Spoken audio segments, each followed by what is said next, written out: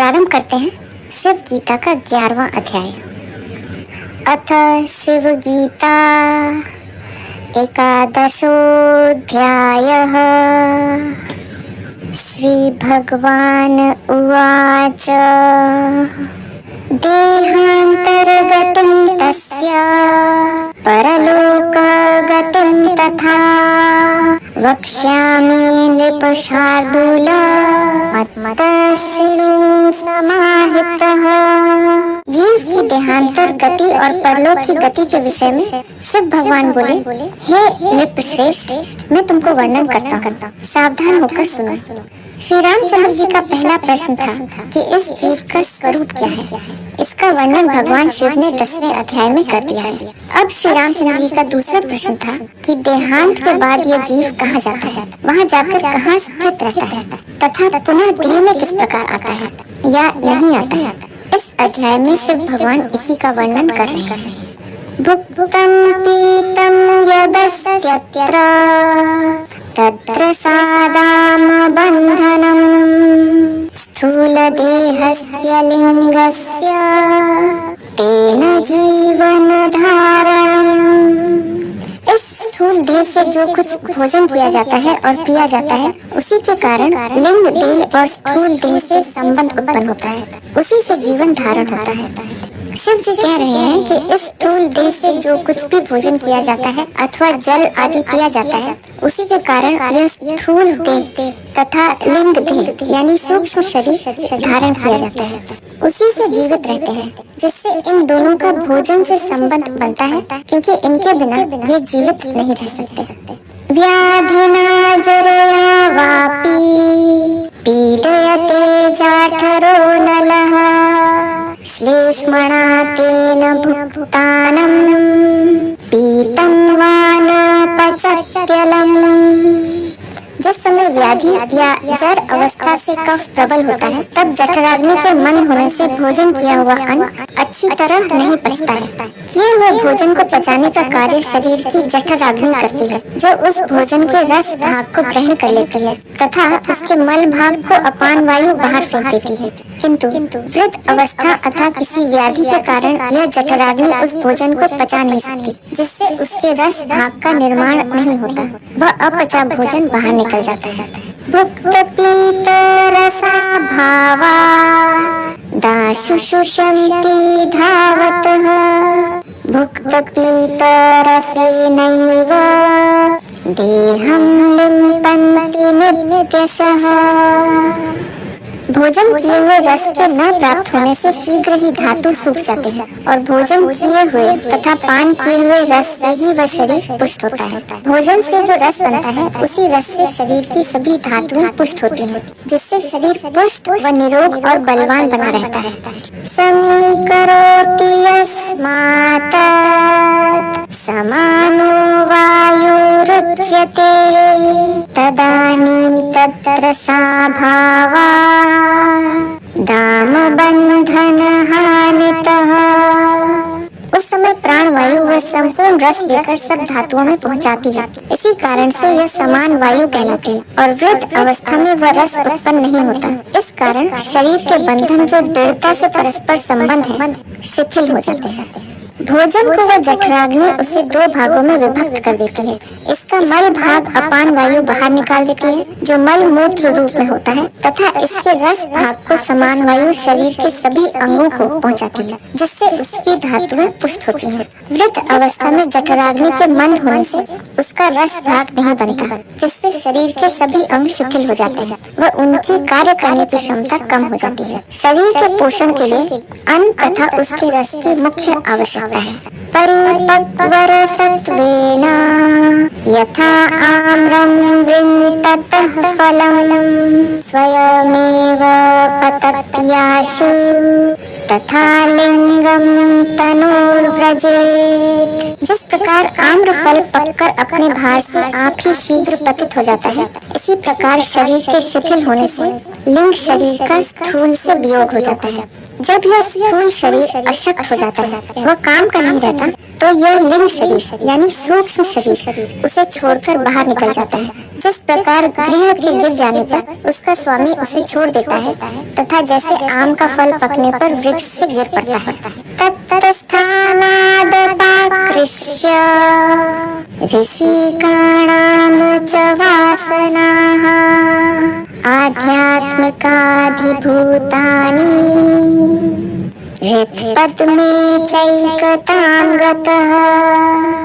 संपूर्ण इंद्रियों की वासना, आध्यात्मिक जीवन संबंधी बुद्धि और ज्ञानेंद्रिय आदि भौतिक प्राप्त होने वाले देह के कारणभूत सूक्ष्म रूप वाले कर्म, ये तीनों आकर्षित होकर हृदय कमल में एकता को प्राप्त होते हैं। जीवात्मा का स्थान हृदय है, जहाँ से जीवन का आरंभ होता है। मृत्यु के समय स्थूल शरीर के विकृत होने पर उसके कारणभूत सभी सूक्ष्म तत्व सर्वप्रथम हृदय में एकत्र होते हैं, जिनमें उस जीव की वासना, बुद्धि, सूक्ष्म ज्ञानेंद्रियां, सूक्ष्म भूत जिनसे स्थूल शरीर की रचना होती है, तथा कर्म, ये सभी मुख्य होते हैं। इन्हीं को सूक्ष्म शरीर कहते हैं।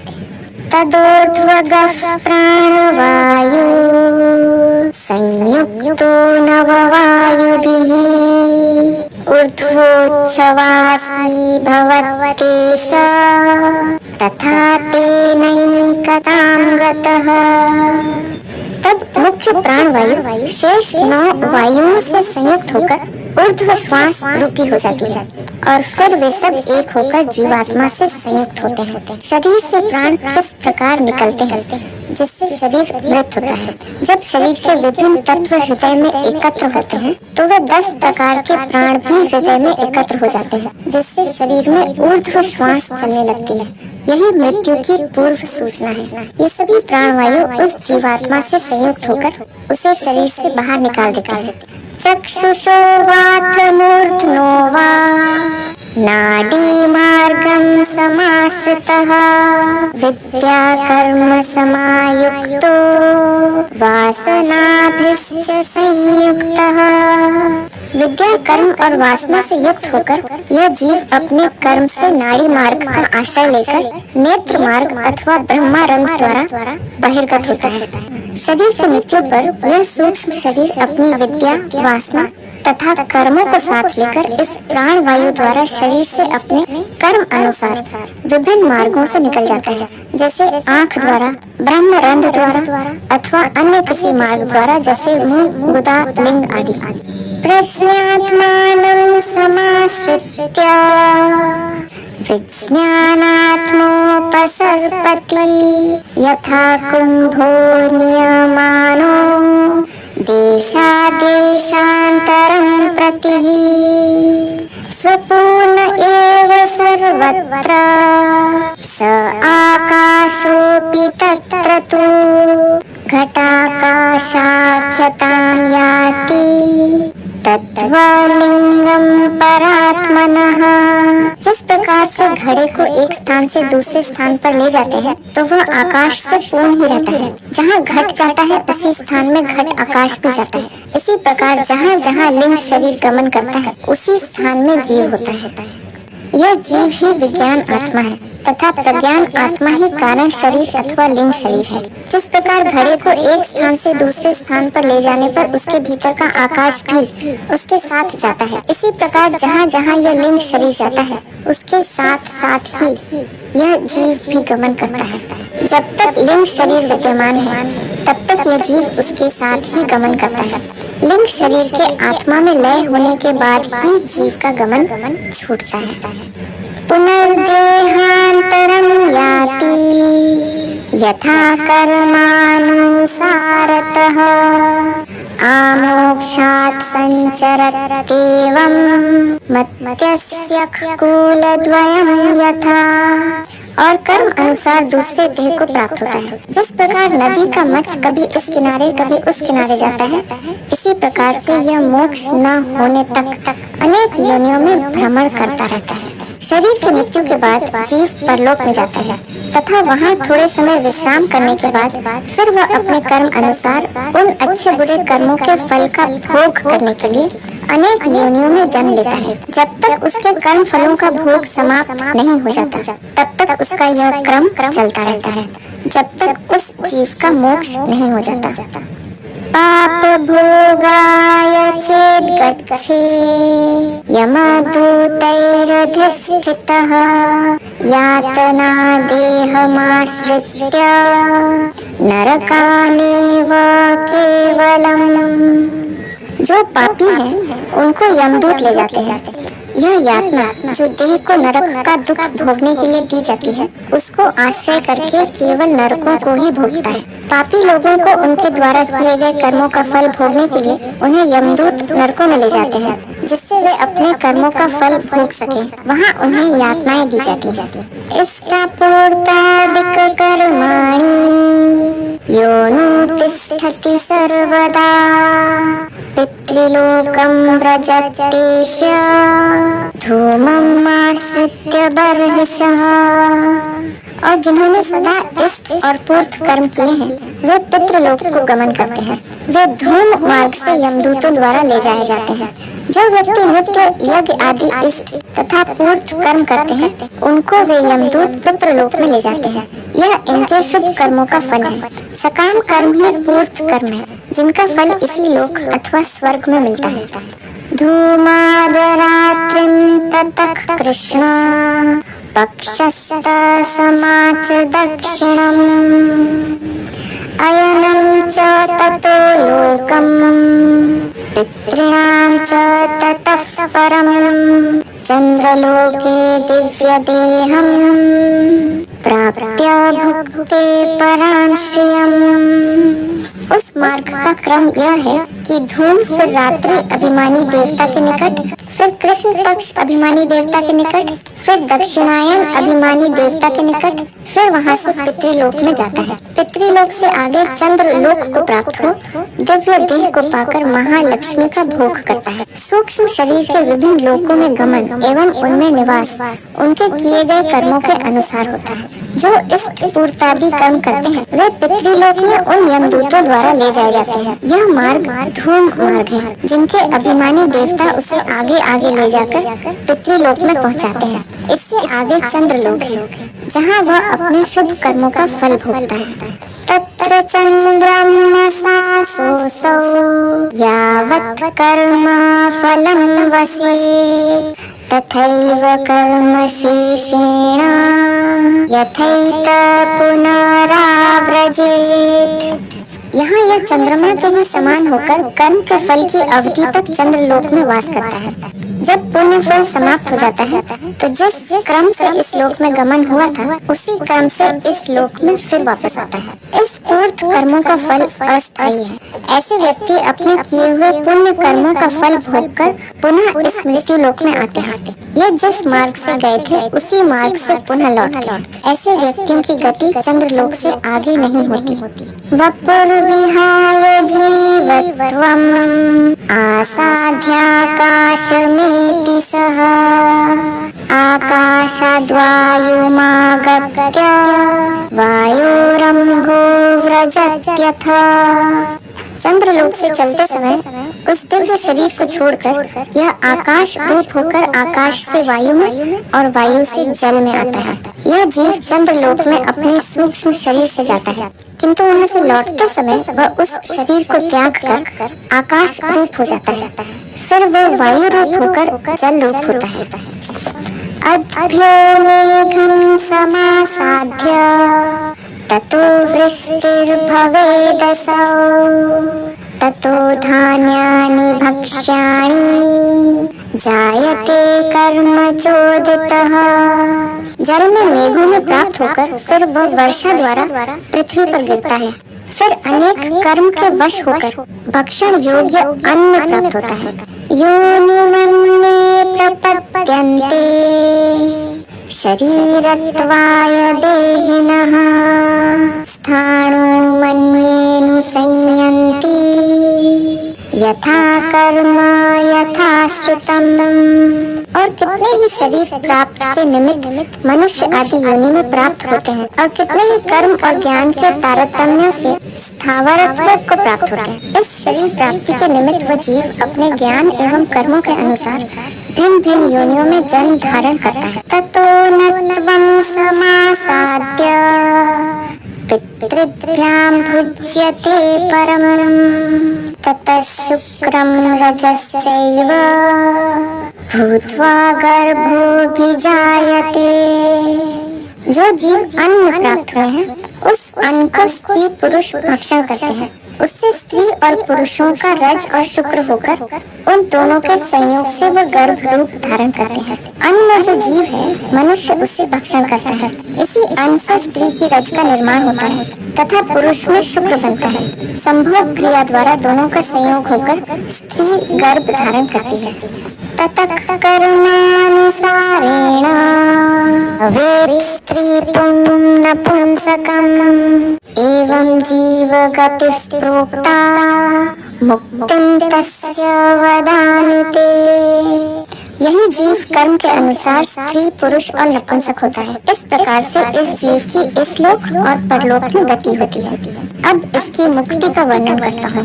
श्री रामचंद्र जी के प्रश्न के उत्तर में भगवान शिव ने जीव की परलोक गति तथा कर्म अनुसार पुनः इस लोक में किस प्रकार जन्म लेता है इसका वर्णन किया। अब वे श्री रामचंद्र जी के दूसरे प्रश्न मुक्ति का उपाय बताते हैं। यस्तु शान्त्यादियुक्तः संसदा विद्यारतो भवेत् स याति देवेन ब्रह्मलोकावधिं नरः। जो संयम आदि साधन संपन्न सदा अपने वर्णाश्रम के कर्म करते हुए विद्या में रत रहता है वह देवयान मार्ग से ब्रह्मलोक पर्यंत गमन करता है। जिस व्यक्ति ने वर्णाश्रम धर्म का पालन करते हुए अपने कर्तव्यों को करते हुए साधना चतुष्टय के अनुसार साधना की है तथा जो ब्रह्म प्राप्ति में ही रत रहता है वह देवयान मार्ग से ब्रह्मलोक तक जाता है। यह साधना चतुष्टय है। विवेक, वैराग्य, षट संपत्ति तथा मुमुक्षुता।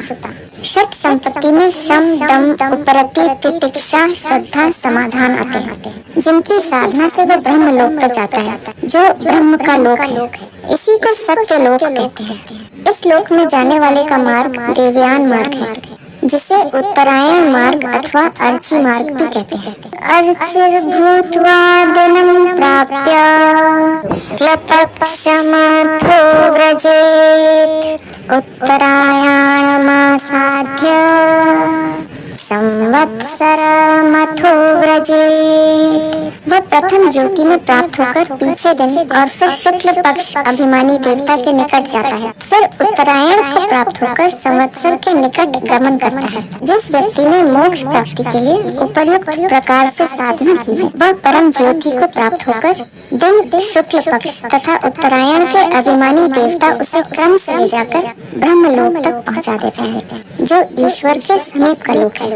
वहाँ वह अनंत काल तक निवास करता है तथा प्रलय के समय ब्रह्म सहित उस ब्रह्म में विलीन हो जाता है।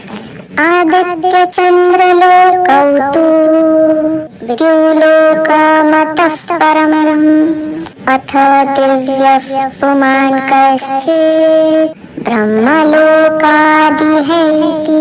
फिर सूर्य लोक को प्राप्त होता है, चंद्र लोक से भी ऊपर विद्युत लोक को प्राप्त होता है, फिर उससे आगे कोई बिरला पुरुष दिव्य देह को प्राप्त हो ब्रह्म लोक को जाता है और वहाँ से फिर वापस यहाँ नहीं आता है। ब्रह्म लोक में जाने का मार्ग है कि वह सर्वप्रथम ज्योति को प्राप्त होकर संवत्सर तक जाता है, फिर वहाँ से चंद्रलोक से होकर सूर्य लोक तक जाता है जो विद्युत लोक है, फिर वह ब्रह्म लोक को जाता है जहाँ उसको दिव्य देह प्राप्त होता है, वह अशरीर हो जाता है, वहाँ से वह पुनः नहीं लौटता। यहाँ भी उसका ब्रह्म से द्वैत बना रहता है। दिव्य वपुषि संधाय जीवमेवं नयत्यसौ ब्रह्मलोके दिव्य देहे भुक्त्वा भोगान्यथेप्सितान् तत्रोषित्वा चिरं कालं ब्रह्मणा सह मुच्यते। शुद्ध ब्रह्मरतो यस्तु न स यातेव कुत्रचित् ब्रह्मलोक में प्राप्त होकर दिव्य देह के आश्रित हो यह जीव रहता है। उस दिव्य देह से ब्रह्मलोक में अनेक प्रकार के मन इच्छित भोगों को भोगता हुआ बहुत काल तक उस स्थान में वास कर ब्रह्म के साथ मुक्त हो जाता है। उसकी फिर आवृत्ति नहीं होती। ब्रह्म भी अपनी आयु की समाप्ति पर पुनः ब्रह्म में लीन हो जाता है तथा फिर नया ब्रह्म पैदा होकर नई सृष्टि की रचना करता है। उस ब्रह्म के साथ वह जीव भी ब्रह्म में लीन हो जाता है। फिर वह लौटकर जन्म नहीं लेता। यही उस जीव की परम गति है। जहाँ से आया है वहीं पुनः पहुँच गया। यात्रा समाप्त हो गई। जब तक वह इस ब्रह्मलोक में रहता है इसी प्रकार के दिव्य भोगों को भोगता है। तस्य प्राणा विलीयन्ते जले सैन्धवखिल्यवत् स्वप्न दृष्टा यथा सृष्टि प्रबुद्धस्य विलीयते ब्रह्मज्ञानावतस्तद्वत् विलीयन्ते तदैव ते विद्याकर्म विहीनो तृतीयं स्थानमेति सः। जिस प्रकार से स्वप्न में देखी हुई सृष्टि जागृत होते ही लय हो जाती है, इसी प्रकार ब्रह्म ज्ञान प्राप्त होने से यह सब सृष्टि लय हो जाती है। और जिन्होंने केवल पाप ही किए हैं और उपासना तथा पुण्य कर्म से रहित रहे हैं, उनकी तीसरी गति नरक गमन होती है। जिनको ब्रह्म ज्ञान नहीं हुआ है किंतु यज्ञ आदि पुण्य कर्म किए हैं, उनकी धूम मार्ग से जाकर चंद्र लोक तक गति होती है, जो पितृलोक है। वहाँ से पुनः लौटकर मृत्यु लोक में आते हैं। यह उनकी प्रथम गति है। जो ब्रह्म ज्ञानी है वे उत्तरायण मार्ग से ब्रह्म लोक जाते हैं, जो उनकी दूसरी गति है, तथा पापी लोग नरक में जाते हैं। यह उनकी तीसरी गति है। ये सब जीव अपने अपने कर्म अनुसार विभिन्न लोकों में गमन करते हैं। जिसको ब्रह्म ज्ञान हो गया है उसके लिए यह सृष्टि उसी प्रकार लय हो जाती है जैसे स्वप्न टूटने पर स्वप्न की सृष्टि लय हो जाती है। भुक्त्वा च नरकान् घोरान् महारौरवरौरवान् पश्चात् प्राक्तनशेषे क्षुद्रजन्तुर्भवेदसौ। वे अनेक प्रकार के रौरव महारौरव घोर नरकों को भोगकर पीछे शेष कर्मों के अनुसार क्षुद्र जंतुओं के शरीर को प्राप्त होते हैं। विभिन्न प्रकार के पाप कर्मों के अनुसार उनको विभिन्न प्रकार के नरकों में जाकर दुख व पीड़ा भोगनी पड़ती है तथा बाकी बचे हुए कर्मों के फल को भोगने के लिए उनको कीट पतंग कुकर शूकर आदि योनियों में जन्म धारण करना पड़ता है। यूकामशकदंशादि जन्मासौ लभते भुवि एवं जीवगतिः प्रोक्ता किमन्यत् श्रोतुमिच्छसि। पृथ्वी में लीक मच्छर डांश आदि में जन्म लेता है। इस प्रकार से जीव की गति तुमसे वर्णन की। अब और तुम्हारी क्या सुनने की इच्छा है? शिव भगवान ने श्री रामचंद्र जी के सामने जीव की तीनों प्रकार की गतियों का वर्णन कर दिया और फिर पूछा कि और तुम्हारी जो सुनने की इच्छा हो सो कहो। आइए देखते हैं कि शिव भगवान की इन बातों को सुनकर श्री रामचंद्र जी ने आगे क्या पूछा। भगवन्यत्वया प्रोक्तं फलं तज्ज्ञान कर्मणोः ब्रह्मलोके चंद्रलोके भुंक्ते भोगानिति प्रभो। श्री रामचंद्र जी बोले, हे भगवान, आपने उपासना और कर्म फल से अनेक प्रकार से चंद्रलोक और ब्रह्मलोक की प्राप्ति वर्णन की जो यथार्थ है। श्री रामचंद्र जी शिव भगवान के पूर्व कथन से संतुष्ट हो गए कि चंद्रलोक और ब्रह्मलोक में किनकी गति होती है, वह कौन नरक में जाता है, किंतु वे कुछ और जानने की जिज्ञासा करते हैं। गंधर्वादिषु लोकेषु कथम भोगस्समीरितः देवत्वं प्राप्नुयात् कश्चित् इंद्रत्वमेति च। गंधर्व आदि लोक और इंद्र आदि लोकों में किस प्रकार से भोग प्राप्त होते हैं तथा कोई देवता, कोई इंद्र और कोई गंधर्व कैसे होते हैं। श्री रामचंद्र जी पूछते हैं कि आप कृपा करके यह बताइए कि कई लोक और भी हैं, जैसे इंद्र लोक, गंधर्व लोक तथा अन्य देवताओं के लोक आदि। अतः बताइए कि ये गंधर्व व इंद्र आदि कैसे होते हैं तथा वे कौन कौन से भोग प्राप्त करते हैं। ये मुक्त क्यों नहीं हुए, वह कब मुक्त होंगे। एतत् कर्म फलं वास्तु विद्याफलमथापि वा तद्ब्रूहि गिरिजाकान्त तत्र मे संशयो महान। हे शंकर, यह कर्म का फल है या उपासना का फल है, सो कृपा करके वर्णन कीजिए, इसमें मुझे बड़ा संदेह है। श्री रामचंद्र जी पूछने लगे कि सभी व्यक्ति मृत्यु के बाद भिन्न भिन्न लोकों में जाते हैं, सभी इन तीनों लोकों में ही नहीं जाते। अतः यह बताइए कि इन लोकों में इनकी गति कर्मों के अनुसार होती है अथवा उपासना के कारण। क्या उपासना से कर्म फल भोग समाप्त हो जाते हैं? आइए देखते हैं श्री रामचंद्र जी के इन प्रश्नों के उत्तर में शिव भगवान ने क्या कहा। श्री भगवान उवाच तद्विद्या कर्मणोरेव अनुसारेण फलं भवेत्। युवाच सुन्दरः शूरो निरोगी बलवान् भवेत्। सप्तद्वीपां वसुमती भुक्ते निष्कण्टकं यदि स प्रोक्तुमानुषानन्दः तस्माच्च तद्गुणो मतः।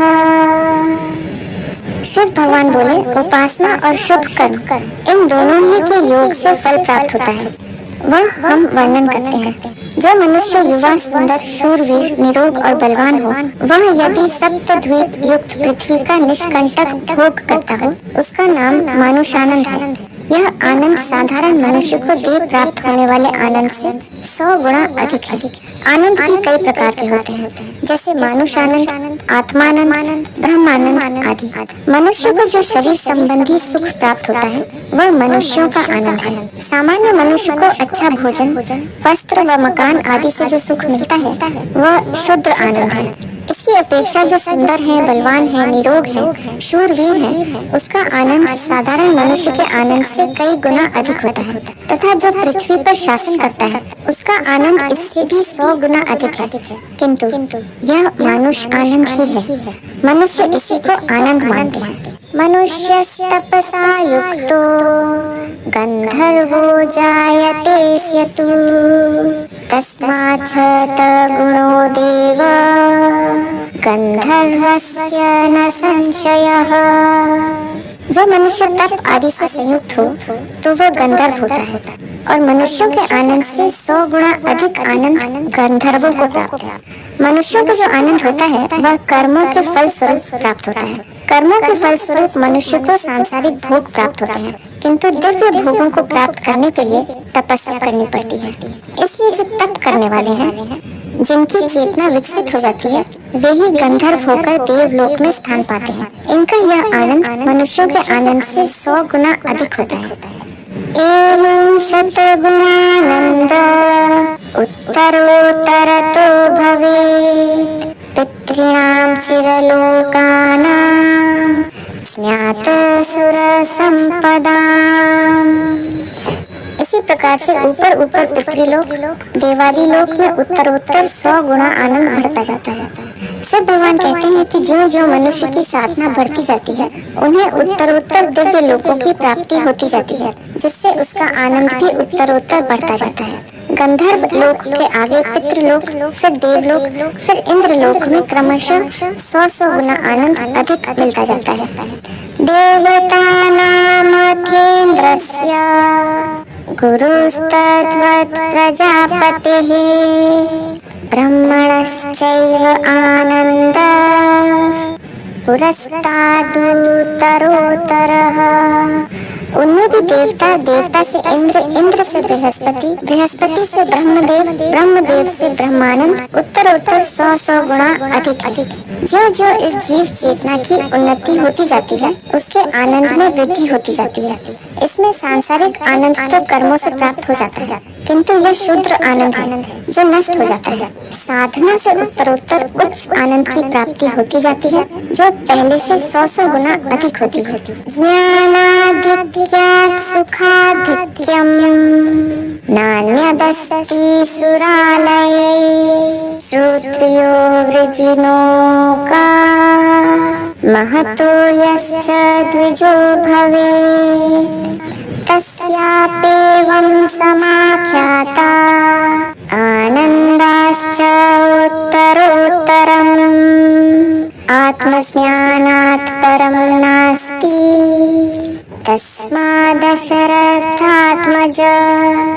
ज्ञान से अधिक आनंद तो देवलोक में भी नहीं है, कारण कि ज्ञानी को किसी वस्तु की अपेक्षा नहीं है, कहीं से कोई भय नहीं है।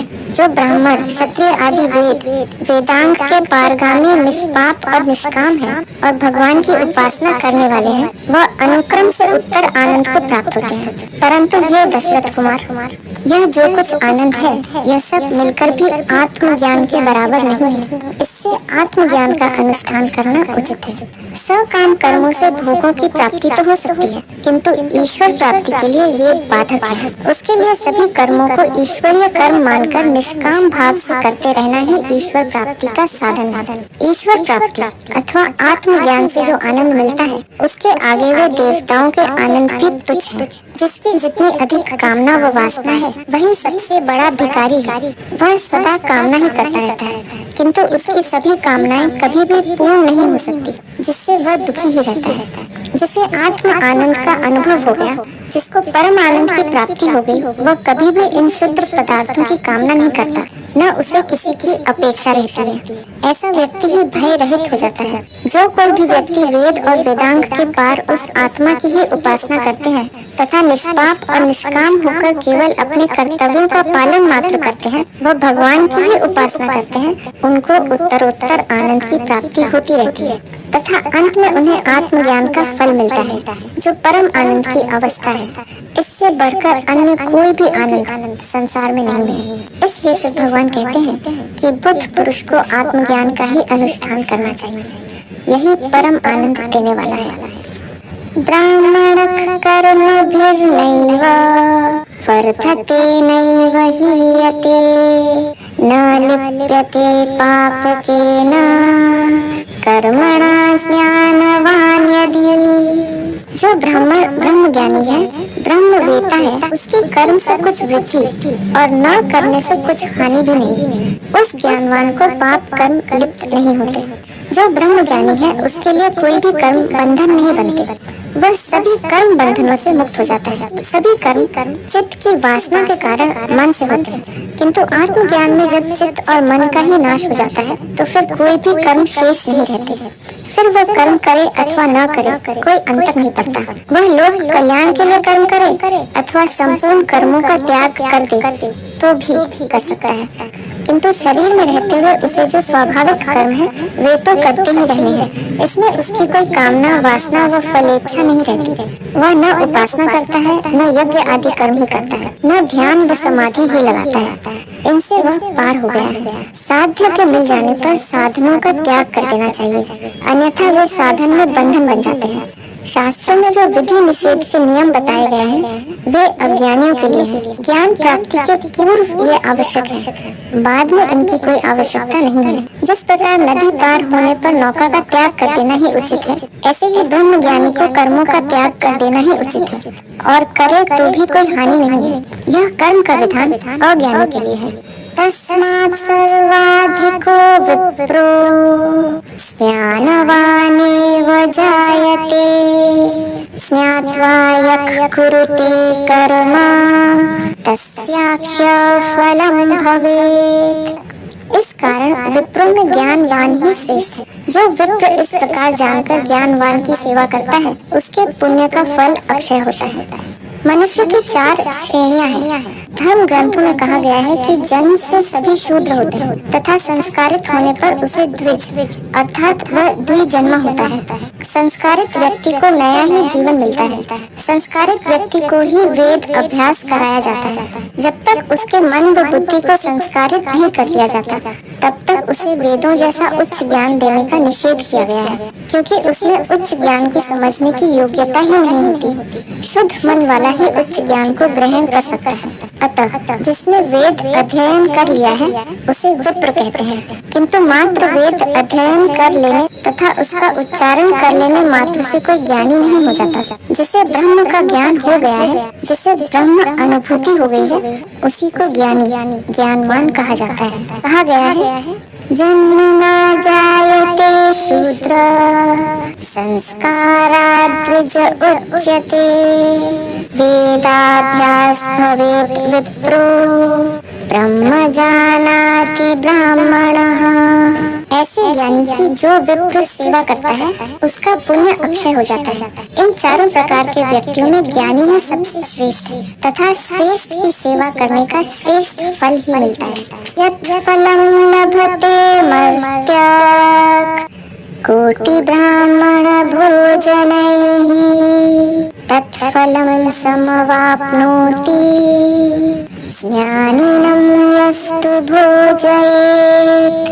जिस फल को मनुष्य करोड़ों ब्राह्मणों को भोजन कराने से प्राप्त करता है वह फल एक ज्ञानी को भोजन कराने से प्राप्त हो जाता है। समाज में ब्राह्मण भोजन को श्रेष्ठ माना गया है। जिससे वे ब्राह्मणों को भोजन कराते हैं वह उस पुण्य का लाभ लेते हैं। किंतु ये ब्राह्मण जाति से ब्राह्मण भले हों किंतु इनमें कोई भी आत्मज्ञानी नहीं होता। अतः ऐसे करोड़ों ब्राह्मणों को भोजन कराने की अपेक्षा किसी एक ब्रह्मज्ञानी ब्राह्मण को भोजन कराने से उसे वही फल प्राप्त होता है।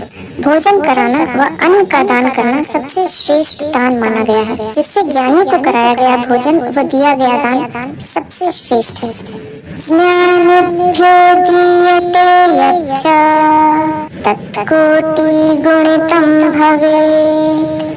ज्ञानवन्तं द्विजं यस्तु दुषते च नराधमः स शुष्यमाणो म्रियते यस्मादीश्वर एव स। जो वस्तु ज्ञानी को दी जाती है वह करोड़ गुणा मिलती है और जो मनुष्यों में अधम ज्ञान की निंदा करता है वह क्षय रोग को प्राप्त होकर मृतक हो जाता है। कारण कि ज्ञानी साक्षात ईश्वर है। इस सृष्टि में सर्वत्र ज्ञान की ही महिमा है। कर्मों का आधार ही ज्ञान है। ज्ञान के बिना कोई कर्म नहीं हो सकता। कर्म की श्रेष्ठता ज्ञान से ही आती है। ज्ञान के अभाव में मनुष्य जंगली अवस्था से ऊपर उठ ही नहीं पाता। यह ज्ञान भी दो प्रकार का है। एक है सांसारिक ज्ञान जिसके लिए विद्यालय महाविद्यालय विश्वविद्यालयों की स्थापना की गई है। इस ज्ञान को देने वाले शिक्षक होते हैं। ये अपने ज्ञान द्वारा समाज को उन्नत बनाने में अपना योगदान देते हैं। इनके बिना समाज की गतिविधियां ही बंद हो जाएं। इसलिए यह समाज में सर्वाधिक पूज्य व सम्मानित वर्ग है जिसे संतुष्ट रखने से ही समाज उन्नति कर सकता है। इस वर्ग के असंतुष्ट रहने से समाज का पूरा ढांचा ही बिगड़ जाता है। इन ज्ञानियों में दूसरा वर्ग उन आत्मज्ञानियों का है जो समाज को चरित्रवान बनाकर उनको सदाचरण के मार्ग पर चलाकर ब्रह्म अनुभूति व आत्मज्ञान कराता है जिससे वह इन संसार बंधनों से मुक्त होकर परम आनंद का अनुभव करता है। ऐसे ज्ञानी को गुरु कहा जाता है। ईश्वर स्वयं ज्ञान स्वरूप है। उसका ज्ञान मनुष्य में आत्म शक्ति से ही आता है जिसे देने का कार्य कोई सद्गुरु ही करता है जिसने स्वयं ने ब्रह्म अनुभूति की है। अतः ऐसा गुरु ईश्वर का ही स्वरूप होता है। ऐसे गुरु को जो कुछ भेंट स्वरूप दिया जाता है वह अक्षय होकर करोड़ गुना मिलता है। ऐसा दान कभी व्यर्थ नहीं जाता। जो अधम व निकृष्ट प्राणी हैं वे उसके गुरुत्व को नहीं समझकर उसकी निंदा करते रहते हैं। ऐसे व्यक्ति क्षय रोग से पीड़ित होकर महादुख भोगते हुए ही मरते हैं। उनका जीवन बर्बाद ही होता है। अतः गुरु की निंदा कभी नहीं करनी चाहिए।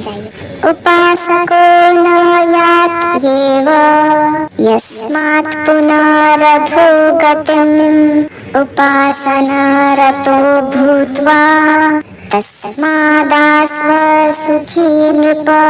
हे रामचंद्र, जो निर्गुण को कठिन समझते हैं वह पहले सगुण उपासना करें। किसी भी सगुण उपासना करने वाले की अधोगति नहीं होती।